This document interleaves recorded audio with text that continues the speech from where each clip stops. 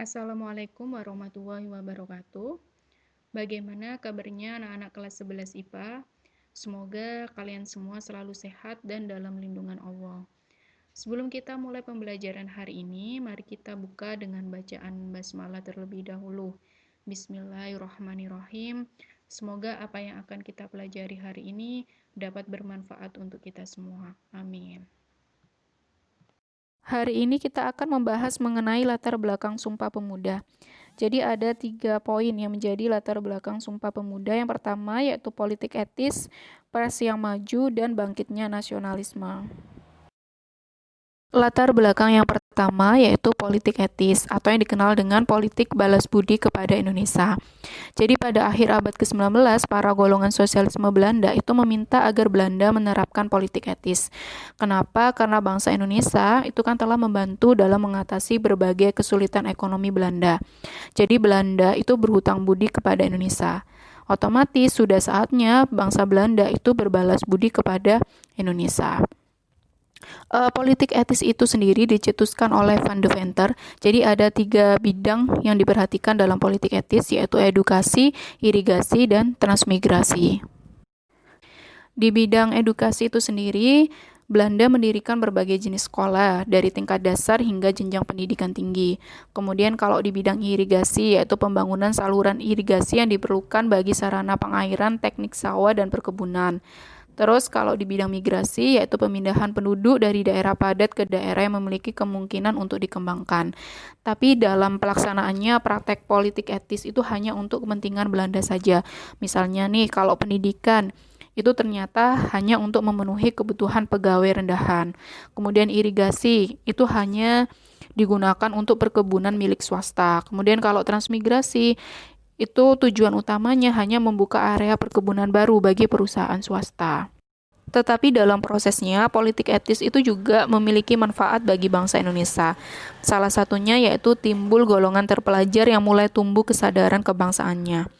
Dan merekalah yang memelopori pergerakan nasional Indonesia yang menentang penjajahan dan memperjuangkan kemerdekaan dengan cara-cara yang lebih modern. Latar belakang yang kedua yaitu perkembangan pers yang maju.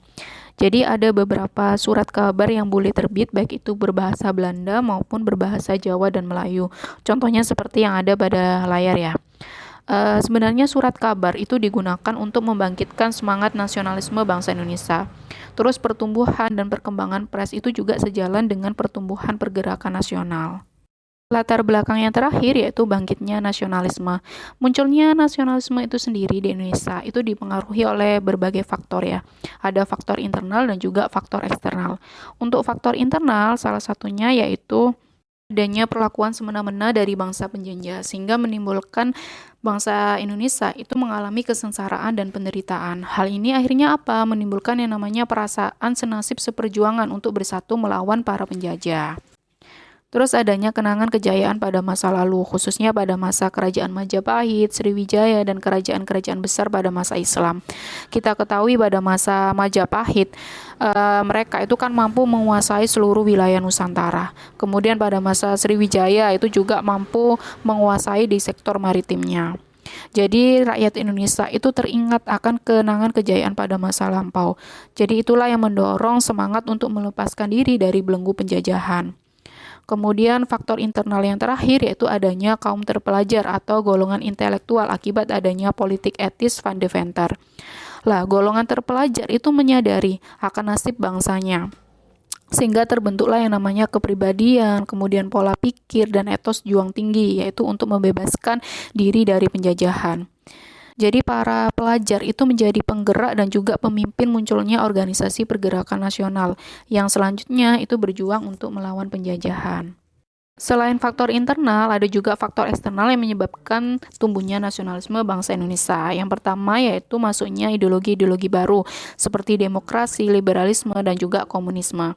Masuknya ideologi baru ini juga tidak terlepas dari peran golongan terpelajar atau orang-orang intelektual. Jadi golongan terpelajar Indonesia itu kan ada yang belajar di luar Indonesia, khususnya di Eropa. Jadi ketika dia kembali ke Indonesia, dia itu juga membawa berbagai pengalaman dan juga ide-ide atau ideologi yang berkembang di Eropa.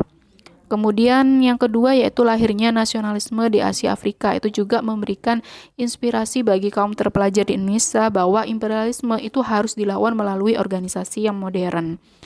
Yang terakhir yaitu kemenangan Jepang atas Rusia tahun 1904 sampai 1965.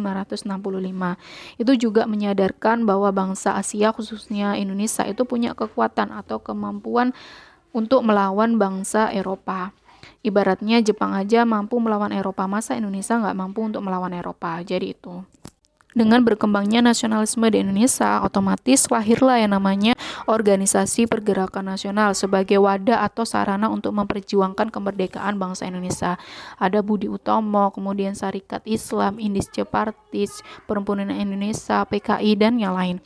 Untuk jenis-jenis organisasi pergerakan nasional itu akan kita bahas di pertemuan berikutnya, atau lebih tepatnya nanti akan Bunda jadikan sebagai tugas untuk kalian.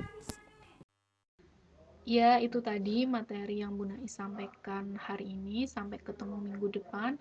Tetap selalu semangat dan jaga kesehatan. Bunda akhiri. Wassalamualaikum warahmatullahi wabarakatuh.